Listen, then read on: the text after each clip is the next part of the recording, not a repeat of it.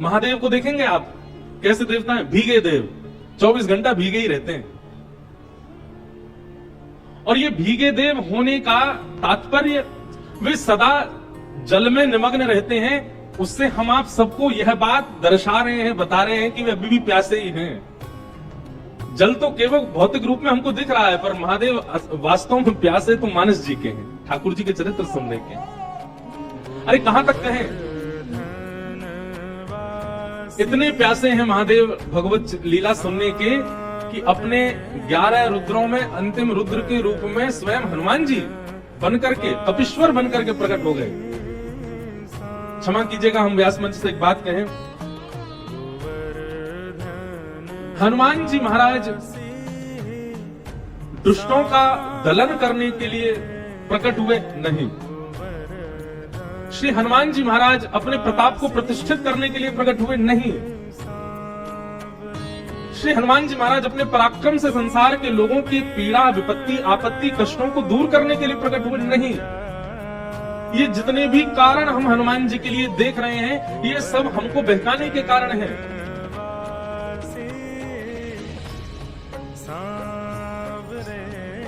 श्रेष्ठ भक्त का एक लक्षण होता है कि वो अपनी भक्ति को, अपने स्वभाव को छुपाता है। हनुमान जी महाराज ने विकट रूप धारण करके, गदा हाथ में लेकर के, बानर के रूप में आकर के और अपने दुनिया भर के गोस्वामी जी से लिखवा करके प्रसंगों को हम आप सबके मन में ये बात प्रतिष्ठित करवा दी हनुमान जी ने कि वे केवल दुख दलन करने वाले हैं, वे केवल कष्टों को निवारण करने वाले हैं। भूत पिशाच निकट नहीं आवे, महावीर जब नाम सुनावे। ये सब हमको बतला करके हनुमान जी ने अपने मूल रूप को छुपाया। हनुमान जी का मूल रूप ये सब नहीं है। हनुमान जी का मूल रूप तो प्रभु चरित्र सुनवे कौन सिया, राम लखन सीता मन बसिया। ये मूल रूप है हनुमान जी का। लेकिन कहीं मेरी भक्ति को, मेरे प्रेम को नजर ना लग जाए, इसलिए भूत पिशाच निकट नहीं आवे, महावीर जब नाम सुनावे और आदि आदि भावों से ऐसा प्रतिष्ठित कर दिया कि अनंत बलवंत श्री हनुमान जी महाराज केवल बल के प्रतिनिधि हैं। नहीं,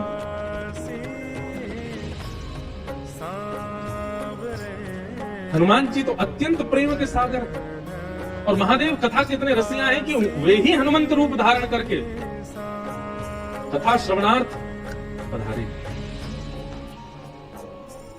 तो भीगे देव, अगर कोई कहे तो कौन है भीगे देव? महादेव 24 घंटा भीगे ही रहते हैं।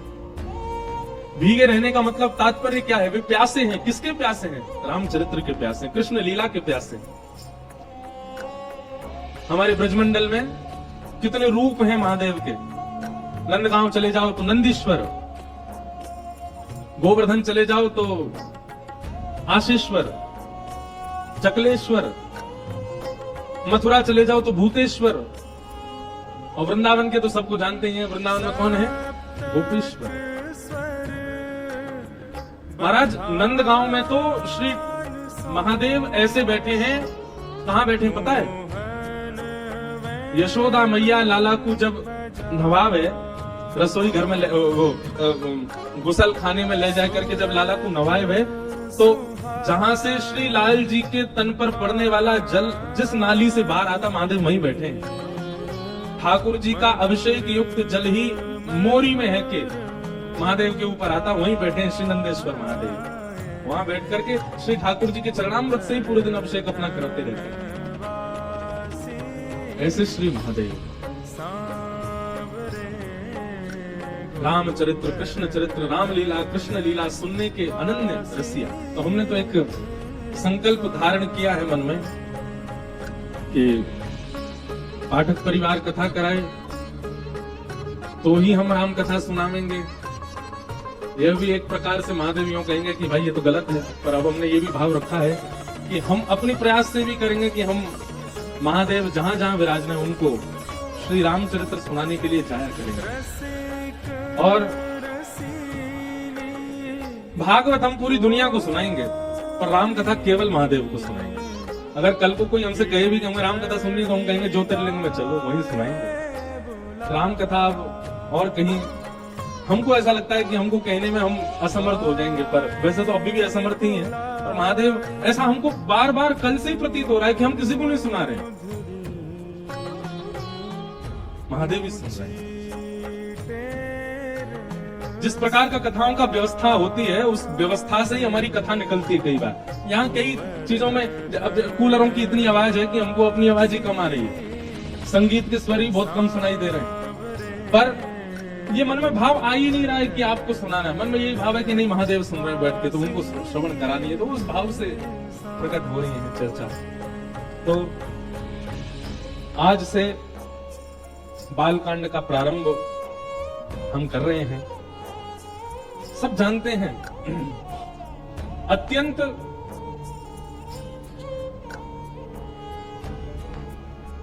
प्रणाम के प्रसंग है, वंदना प्रसंग है पूरा बालकांड। गोस्वामी तुलसीदास जी महाराज वंदना कर रहे हैं, और सबसे पहले वंदन किसको कर रहे हैं? जो सुमिरत सिद्ध होय गणनायक करिवर बदन, करौ अनुग्रह सोय बुद्धिरास सुगुण सदन। बहुत ध्यान से सुनिएगा। सबसे पहले किसको वंदन कर रहे हैं? श्री गणेश जी को। गाइए गणपति जगवंदन गाइए, विनय पत्रिका में गाइए गणपति जगवंदन।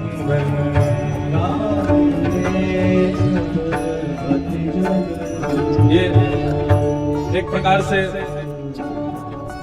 बहुत सावधानी से सुनिएगा। हम राम कथा गाने में थोड़े पर्सनल हो रहे हैं, और पर्सनल किस भाव से हो रहे हैं कि हम विशेष रूप से हम पहले ही कह रहे हैं कि हम आपके लिए नहीं कह रहे हैं कथा, हम अपने लिए और महादेव के लिए कह रहे हैं। तो एक प्रकार से आज से मानस जी का ये प्रारंभ जो हो रहा है, हम गणेश वंदना अपने लिए कर रहे हैं कि हमारी मानस जी की इस यात्रा में कोई विघ्न ना आए। हे गणपति जी, हमारी रक्षा करना, हमारे भाव को सुदृढ़ करना। विनय पत्रिका का सबसे पहला पद गोस्वामी तुलसीदास जी महाराज गा रहे हैं।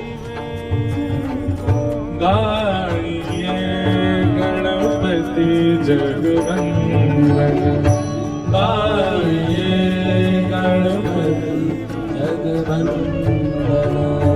शंकर सुवन भवानी नंदन, शंकर सुवन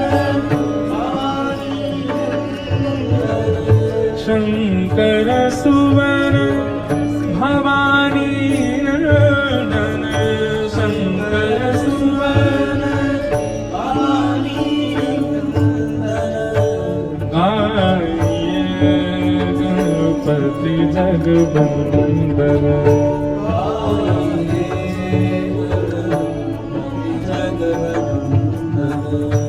सिद्धि सदन गज बदन विनायक, सिद्धि सदन गज बदन विनायक, सिद्धि सदन गज वदन विनायक, सिद्धि सदन गज वदन विनायक। कृपा सिंधु सुंदर सबलायक,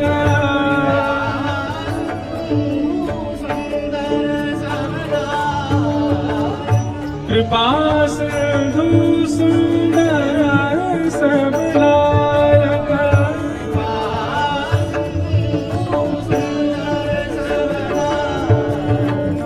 गाइए गणपति जगवंदन,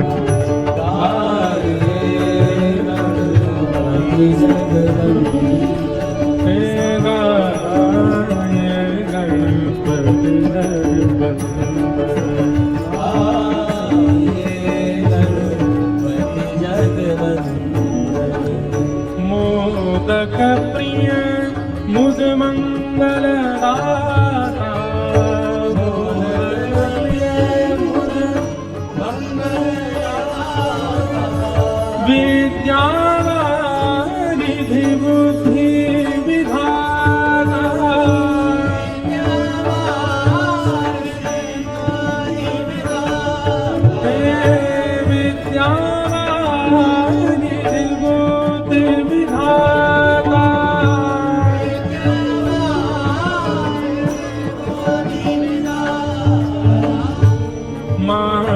मांगत तुलसी दास कर जोरे, मांगत तुलसी दास कर जोरे, मांगत तुलसी।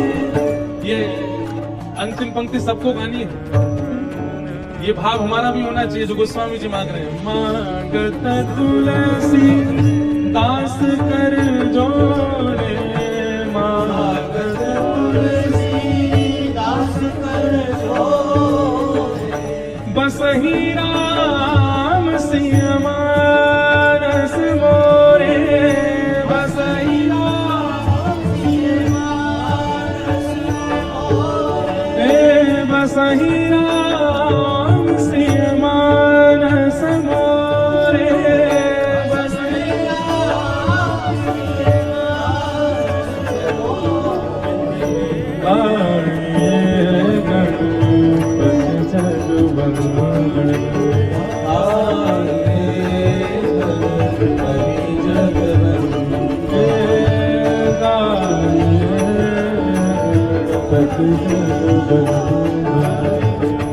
आये गणपति जगवंदन। जो सुमिरत सिद्ध होई गणनायक कवि वरदन, करो अनुग्रह बुद्धि रास सुभ गुण सदन।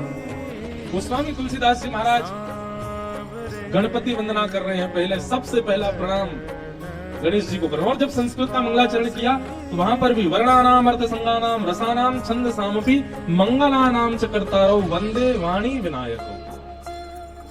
दो लोगों को वंदन किया है।